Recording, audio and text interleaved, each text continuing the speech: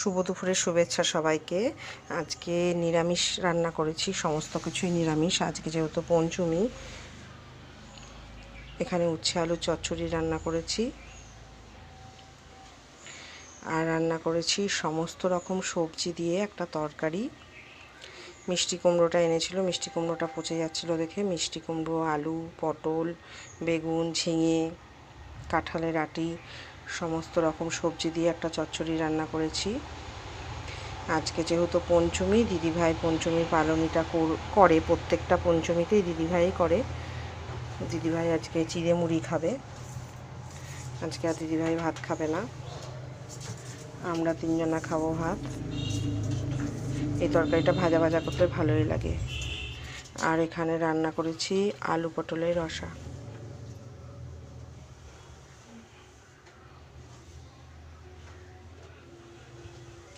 তোমরা কে কী রান্না করলে অবশ্যই একটু কমেন্টে জানাবে। সবাই ভালো থেকো, সুস্থ থেকো।